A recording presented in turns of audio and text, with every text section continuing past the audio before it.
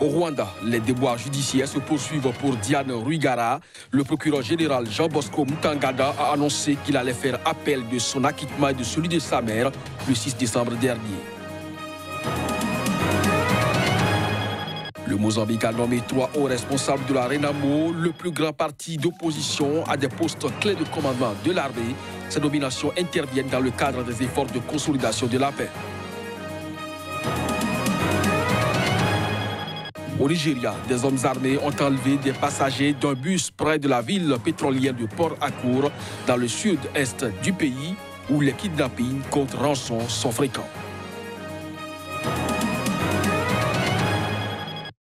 C'est là l'essentiel à développer au cours de cette édition. Mesdames, Messieurs, bonjour et bienvenue. Le Mozambique a nommé 3 hauts responsables de la Renamo, le plus grand parti d'opposition, à des postes clés de commandement de l'armée. Ces nominations interviennent dans le cadre des efforts de consolidation de la paix avec cet ancien mouvement rebelle.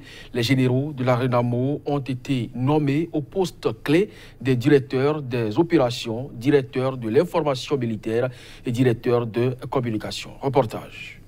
3 généraux de la Renamo, le plus grand parti d'opposition, ont été nommés à des postes clés de commandement de l'armée. Il s'agit des postes clés de directeur des opérations, directeur de l'information militaire et directeur des communications.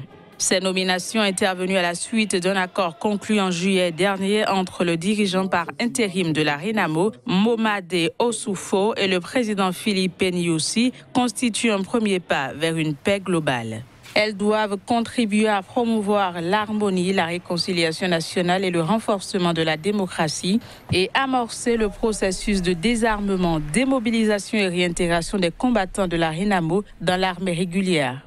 Dans le cadre des négociations de paix, la branche armée de Renamo sera intégrée aux forces armées pour faciliter le désarmement de ces paramilitaires.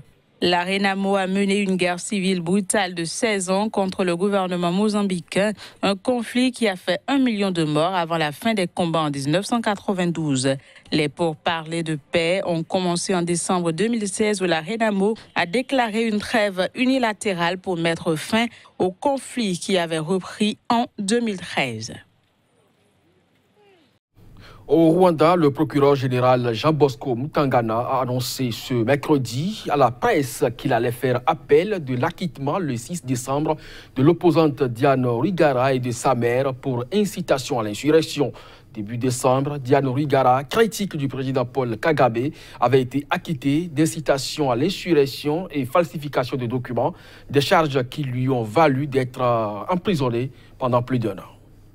L'accusation n'est pas satisfaite du jugement d'acquittement de l'opposante rwandaise Diane Rwigara et de sa mère pour incitation à l'insurrection. Une décision rendue le 6 décembre dernier par la justice rwandaise.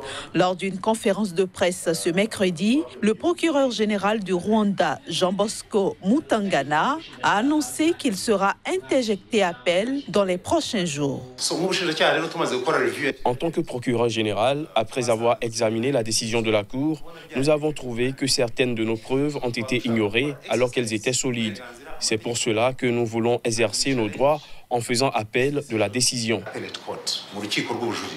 Début décembre, Diane Rwigara, critique du président Paul Kagame, avait été acquittée d'incitation à l'insurrection et falsification de documents, des charges qui lui ont valu d'être emprisonnée pendant plus d'1 an.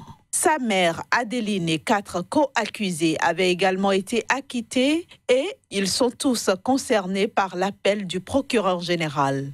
En première instance, le tribunal a estimé que les critiques de Diane Rwigara contre le gouvernement ne constituaient pas une incitation à l'insurrection car elles s'inscrivent dans le cadre de son droit à la liberté d'expression garantie par la Constitution rwandaise et les lois internationales. Pour les juges, l'accusation n'avait pas non plus prouvé que l'opposante avait falsifié des signatures de partisans dans le dossier présenté à la commission électorale en vue de sa participation à la présidentielle de 2017. Au Nigeria, des hommes armés ont enlevé les passagers d'un bus près de la ville pétrolière de Port Harcourt dans le sud-est du Nigeria où les kidnappings contre rançon sont fréquents. L'information a été confirmée ce mercredi par la police et des témoins. Des hommes armés ont enlevé les passagers d'un bus près de la ville pétrolière de Port Harcourt, dans le sud-est du Nigeria, où les kidnappings contre rançon sont fréquents. L'information a été confirmée ce mercredi par la police et des témoins. L'incident s'est produit mardi matin sur une route de l'État de Rivers, selon un témoin qui a assisté à la scène. Ce dernier dit avoir pris la fuite pour se mettre à l'abri avant que la police arrive lorsque les bandits ont attaqué le véhicule. Selon un autre témoin, les assaillants étaient habillés d'uniformes de police et avaient barricadé la route. Le porte-parole de la police de Rivers a confirmé qu'une enquête était en cours, mais n'a pas précisé le nombre de personnes enlevées. Une grande pauvreté mine le sud-est du Nigeria, une région pourtant riche en pétrole, où les enlèvements de riches hommes d'affaires et de responsables politiques et religieux sont fréquents. En août et septembre 2017, une série d'attaques avait visé des cars de voyageurs dans la même zone de l'État de Rivers. En bref, et en image maintenant, République démocratique du Congo, au moins une personne a été tuée ce mercredi lors de nouvelles violences entre la police et les partisans de l'opposant Martin Fayulu. C'était en marge de la campagne du candidat Martin Fayulu dans le fief du président Joseph Kabila, dans le sud-est de la République démocratique du Congo. Selon des témoins, les violences qui ont éclaté à Kalemi, chef-lieu de Tanganyika, ont fait entre 1 et 4 morts à 11 jours de l'élection présidentielle. Mardi déjà, 2 militants de l'opposition avaient déjà été tués par balle à Lubumbashi alors qu'ils allaient à l'aéroport accueillir leur candidat Martin Fayulu qui était donc venu faire campagne toujours en République démocratique du Congo. Un incident, du moins c'est un incendie, donc s'est déclaré dans un entrepôt de la commission électorale à Kinshasa dans la nuit de mercredi à jeudi, à 10 jours donc des élections législatives et présidentielles, ont indiqué à l'agence France Presse des sources officielles. Alors le président français Emmanuel Macron donne une suite à sa promesse de lever les verrous diplomatiques et administratifs qui empêchaient l'instruction du dossier de l'assassinat de l'ancien chef de l'État burkinabé, Thomas Sankara. Pour mémoire, c'est lors de son passage à Ouagadougou en fin novembre 2017 que le président français avait fait cette promesse. Reportage. Le président français Emmanuel Macron donne une suite à sa promesse en novembre dernier de lever les verrous diplomatiques et administratifs qui empêchaient l'instruction du dossier de l'assassinat de l'ancien chef d'État burkinabé. En effet, environ 1 an après sa promesse, la justice burkinabé vient de recevoir un premier lot de documents d'archives. Ce lot comprend des dossiers des ministères français concernés, notamment de l'Europe et des Affaires étrangères, et qui a été transmis au juge burkinabé en charge du dossier. Ces documents d'archives demandés par la justice ont été transmis par voie diplomatique aux autorités burkinabé le 9 novembre dernier. Dans le cabinet du juge d'instruction en charge du dossier Thomas Sankara, le travail de tri et de classification des documents a commencé. Il s'agit de répertorier tous les documents ou pièces reçues, de les classifier et de leur attribuer des numéros afin de rendre facile leur exploitation. Un deuxième lot de documents devrait suivre les semaines à venir. Dans un courrier, le juge d'instruction a déjà invité les avocats des différentes parties à les consulter. L'un des avocats de la famille Sankara salue le respect des engagements pris par le président français Emmanuel Macron lors de sa visite à Ouagadougou en novembre 2017. Il assure qu'il s'agit d'une avancée significative dans la quête de la vérité sur l'assassinat de l'ancien président burkinabé Thomas Sankara. Le gouvernement gambien a salué ce mardi la décision des États-Unis d'interdire d'entrer sur leur territoire l'ancien président de Gambie, Yahya Jammeh. Ce dernier est accusé de corruption au cours de ses 22 ans de pouvoir sans partage. Le gouvernement gambien a salué ce mardi la décision des États-Unis d'interdire d'entrer sur leur territoire l'ancien président de Gambie, Yahya Jammeh, accusé de corruption au cours de ses 22 ans de pouvoir sans partage.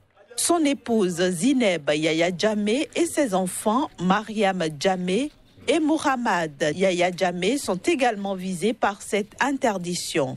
Tous ont été placés sur la liste noire américaine des dirigeants étrangers impliqués dans des faits de corruption à large échelle ou dans de graves violations des droits de l'homme.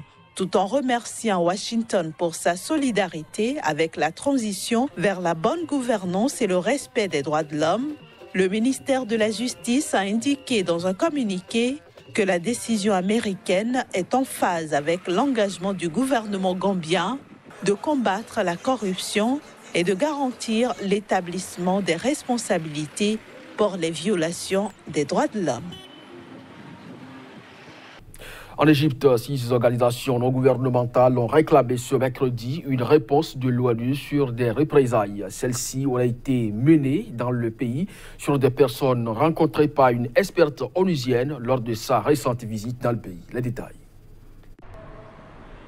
Plusieurs organisations non gouvernementales égyptiennes dénoncent des représailles après une visite des Nations Unies en Égypte. Elles sont en tout 6 ONG à réclamer une réponse de l'ONU sur des représailles qui auraient été menées dans le pays sur des personnes rencontrées par une experte onusienne lors de sa récente visite. Après sa visite en Égypte du 24 septembre au 3 octobre, la rapporteuse spéciale des Nations Unies sur le logement convenable, Leilani Farah, s'est déclarée choquée par le traitement accordé à ses interlocuteurs. Selon elle, ces personnes ont été victimes d'arrestations arbitraires, d'expulsions d'appartements ou encore de démolition de logements. Face à ces déclarations, les 6 organisations, dont Human Rights Watch et Amnesty International, demandent à l'ONU d'assurer une réponse urgente et solide. Les ONG réclament notamment une enquête indépendante de l'ONU sur les allégations de représailles commises dans le contexte de la visite de Leilani Farah. Elle dénonce également la situation terrible de la société civile en Égypte